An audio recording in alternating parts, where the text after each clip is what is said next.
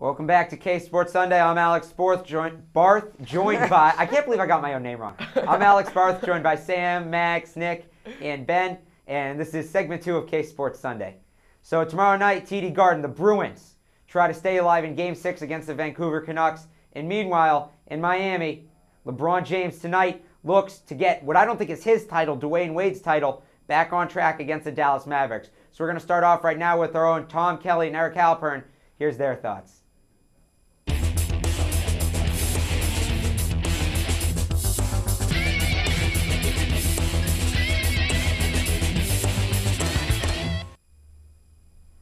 Welcome to Back Talk Sports. I'm Eric Halpern, joined today by Tom Kelly, and today we're going to talk about some exciting times here for Boston sports fans.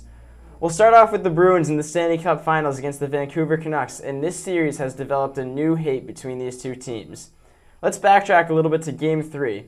Tom was actually at Game 3 in Boston at the Garden, so tell us a little bit about that. It was a really awesome experience. All fans were in it, except the Vancouver Canucks fans, and I think I can guess why. But the Bruins were utter domination. The fans loved it. It was physical, despite a little bad calls for the referees. But, and it was just great to see the Bruins rally around, the aerodrome hit on Nathan Horton and really send the Vancouver Canucks home pretty disappointed. What was the atmosphere around the Garden while Horton was on the ice? Eerie silence, holding their breath. It was just an utter silence. Everyone was shocked, scared, and oh no, is this guy going to come back, So the Bruins completely dominated that game, 8-1. Luongo, it almost looked like he gave up in the end. Moving on to Game 4 in Boston, it was another blowout. It was 4-0 Bruins. So, what do you think? It was a better win for the Bruins, the 4-0 shutout or the 8-1 domination? They were both the same thing. The Canucks were they were inconsistent the entire game. The Bruins consistent. So that's what gave them the win. They showed up. Vancouver didn't, and the Bruins won 4-0, 8-1. So at that point, the series was tied 2-2, but then we moved back to Vancouver for Game 5, and this was a closely contested game between both sides. Thomas lets that goal in, but do you think that goal was his fault or no?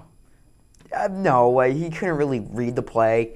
LaPierre didn't really get a good shot off. It was like a whiff, like kind of just throw out the goal kind of shot. And it banked off Thomas. He wasn't really ready or in position, so I couldn't really fault him. Luongo can, but...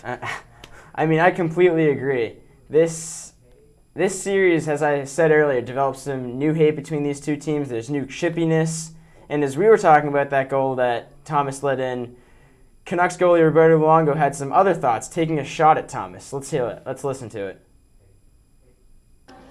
I just said also that he might make some saves that I don't, so I'm just saying on the particular play I would have played it different, and that's the difference between me and him. But I've been pumping his tires ever since the series started, so I haven't heard one nice thing he had to say about me, so that's the way it is.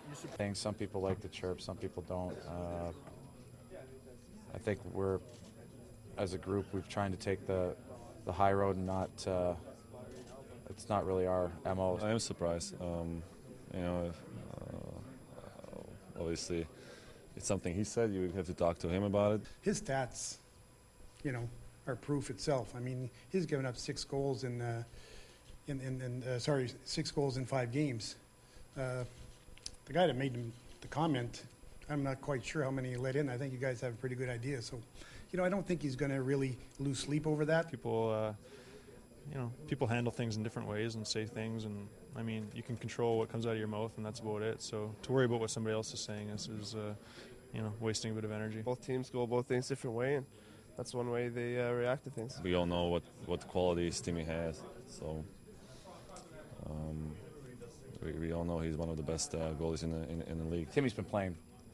He's been our best player for a whole year, so whatever, comments are comments. I don't put too much stock into them. So, as Coach Claude touched, I don't understand how Luongo can come out and make these comments.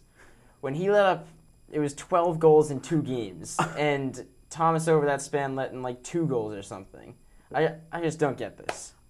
He's taking shots at Tim Thomas, who's only given up 6 goals in the series. You, on the other hand, Mr. Luongo, have given up 13. You can't take shots at Thomas if he really dominates you like that?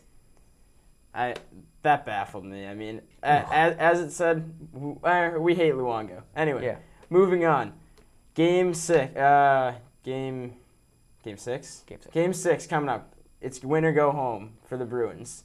They're already at home, but it's win or their season's over. What are some of the keys for them winning this game? They need to show that they showing up as a part of it, but they have to play their best, absolute best game of the season. They have to dominate the Canucks, hit them, do all the things they did in games 3 and 4. I think they just have to come out first. They have to be the ones initiating the hits. They have to be the ones being more aggressive, play a Boston Bruins game, and I think they got it. Yep, and I think they can play a Don Cherry sort of style. Blue collar. Don't take no for an answer. Rough up your opponent whenever you can. Completely agree. All right, go Bruins. Moving on to another kind of exciting thing for Boston sports fans. LeBron James is in the final, and as Boston sports fans, we don't like him either. So he's down 3-2 to the Mavs right now against the Heat, and he's been highly criticized in this series for his lack of fourth quarter performance. I mean, let's see what he has to say about some of that. I've seen myself being less aggressive at times. A few reasons is most of the time I feel like D-Wade has it going. And it's situations where, in the past, in the last series, it was times where I had it going in the Chicago series or in the Boston series, and, our team just rolled me, offensively. And guys just try to pick it up some way, somehow. So, D-Wade has been playing extremely well in the fourth quarter. CB has played well. And just haven't found my niche in the fourth quarter thus far. So you look at tomorrow as another opportunity for me to make an imprint on this series in the fourth quarter and help our team win. So I think it's silly how he even admitted that he's changing his gameplay in the fourth quarter. So he's not performing. Do you think in tonight's game where it could be the end of his season, do you think he's going to perform in the fourth? No, he's going to do all the things he's done on the previous games. He's not going to change, and pretty much when he loses tonight, Cleveland is going to be rejoicing. I'm going to be rejoicing too. I really can't stand LeBron James, especially after this whole decision thing. I don't like him. Oh, he did not handle that So well. tonight, go Mavs. And also, I'd just like to touch on the Red Sox on a roll in it right now. So I wonder what our fellow YBAers over on K Sports have to say about that.